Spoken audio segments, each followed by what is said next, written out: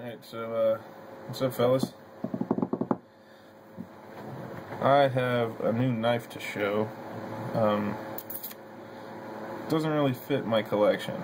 I have two, actually. No, one, two. I have three knives to show you. And a little bit of a story that goes along with them. My great-grandpa actually just recently passed away, and he collected knives. I'm really the only other one in the family that also collects knives, so I got a couple of them that he...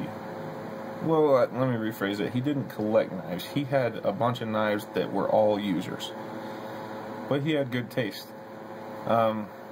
Good taste that I has not ever been familiar with until he sadly passed away, and I got a couple pieces out of his collection.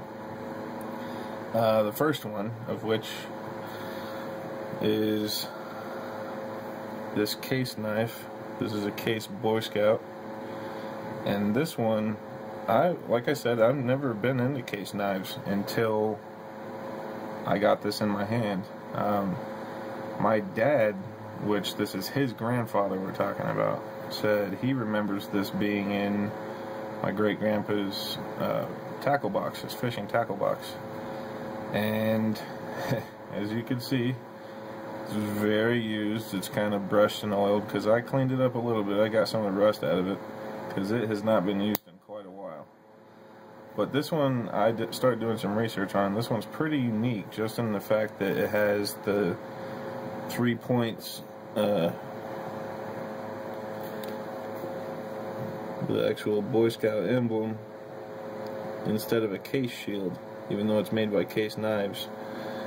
And it's not focusing for crap. It's very heavily jigged brown bone, and it's completely functional now, and it's very weathered. So I thought that was pretty cool. Now another knife that was left to my dad, he actually gave it to me because he doesn't collect knives. He's just got a couple that he uses all the time, and he knows that I actually display mine and I take a lot better care of mine than he does for his. So he gave me my great-grandpa's most recent acquisition, which this one is incredible just in the fact that I've never seen one like this. The only other one that I've found was up for sale for about $140, and that's the only information I've been able to find on this one. This is a Case Little Congress in stag handle. This is a pocket-worn stag. You can see the little oval case emblem there. It's kind of a different looking case emblem. It's kind of engraved weird for some of their knives. And this one's pretty cool because it's got this like straight razor, sheep's foot. And then on the other side it's got a little tiny normal case utility blade, and then one that's a little bit bigger on the opposite side. And this one actually is kind of convex on the bottom, or concave rather. It arches up. I thought that was pretty cool. I've never seen one that does that before until I started looking into them. I've found a few more models that of the Little Congress and the full-size Congress, and like I said, I saw one other one that was stag, but it didn't look anywhere near this cool. The natural patterns for the stag on this one just look incredible. But this knife will never get carried, and it will never get sold or traded. Way too much sentimental value. This is what was in my great-grandpa's pocket when he died.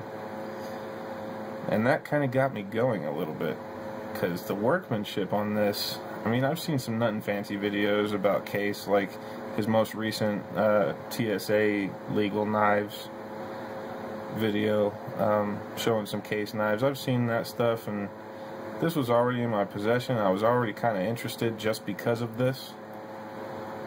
So then I saw that, and that kind of got the ball rolling for me. So now I have my first self-purchased Case Knives collection piece. which I plan on using, and I just showed it in my last video. This is it. Green is by far my favorite color. This color is called Bermuda green. It's got the same kind of oval shield on it as the little Congress did, just a little bigger. And this one is called the Trapper. This is the large Trapper. And this one is only 2 blades, and it's very thin, but it is heavy. I mean, the knife that I carry every single day is my all black paramilitary 2, and it is seriously like, this one is probably about 3/4 of the weight of this one. It's nuts how heavy this knife is, but it is just a work of art. It is beautiful. Sorry, technical difficulties. I was saying that how pretty this one is. Like I said, my favorite color is green. Bermuda green is Bermuda green and hunter green are 2 of the best colors that in my opinion, are closest to my favorite kind of green. The jigging on this one isn't my favorite. They have something called a corncob jig pattern that I think is a lot cooler, but this one is the same as this one. The jig that these 2 pieces of bone, or 4 pieces of bone, went through are identical, and I thought that was pretty cool. That was kind of sentimental for me. This is also a pocket worn model. What that means is you can see there's really heavy jigging here, and then as you get out to the edges, top, bottom, left, right of the bone, it's kind of smoothed out. You can see it's really evident on this side. You can see really heavy jigging, and then out here you can see where some of the paint's worn off, like it kind of wore some of the bone away. It's called a pocket worn finish because it's like it's been in your pocket for a really long time, and your pocket wore down on some of that bone and color. The bolsters are completely perfect. The brass liners are perfect. There's no seam that you could feel across the entire spine of this knife. Now the 2 blades that are in this one, you have one clip style blade, clip point, and then you have this really weird kind of, I don't even know what to call that one. Yeah, I just have no idea what to call that kind of blade shape, but it's pretty cool. That's the more useful one that I've experienced so far. It is sharpened all the way out to the point, and it is very sharp. Both of these blades are incredibly sharp. It's hollow ground from the edge all the way up to the spine. I thought that was pretty cool. Both of the blades are, and they are incredibly sharp. And case knives, like I said, they're heavy. They're all metal. They're all handmade. The pin that's going through the pivot is actually just a rivet that they press in, and then they polish off. And there is no seam. There's not a single mark on these bolsters. Where'd it go? On the Congress, little Congress on this side, you could kind of see that little circle there. That's the pin that's going through it. Mind you, this one has had quite a bit more pocket time than this one because I just got this. I carried it for a day. But there's not a single mark on either of these bolsters at all. Now, like I said, it's a tank. It's quite a bit heavier than this knife, which, I mean, in all reality, it's quite a bit smaller as well. This is only 1 blade, whereas this is 2, but this has very thick steel springs as well as brass liners and bone handle, whereas this is G10 with skeletonized stainless liners and 1 very thin flat ground blade. So they're not really comparable. However, that's not small either. It's quite a bit larger than I was thinking it was going to be. Compare that to the big blade on the little Congress. That's quite a difference. Quite a difference. This one is just fine for opening mail and stuff.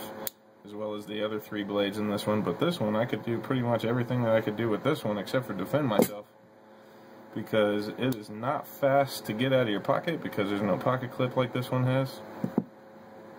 And this is a 2-handed opener and 2-handed closer. I cannot open this knife with only one hand, whereas this one is the definition of one-handed knife.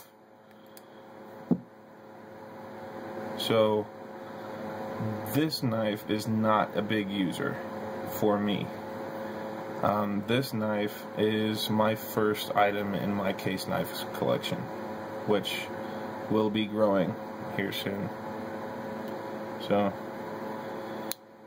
oh, and they have this really cool sound when you close them. I doubt it'll show up. You'll be able to hear it on camera, but the spring snapping onto the tang of the blade just sounds kind of cool to me. I doubt you'll be able to hear that. It's more of a sensation, honestly, than a sound. You can feel the vibration through it when it snaps closed. It's like it's like plucking a string on a guitar. You can feel the vibration through the whole body. But yeah, that's my new collection piece to go along with a couple other collection pieces that just showed up in the mail today. Matriarch Manix 2 EDC forms.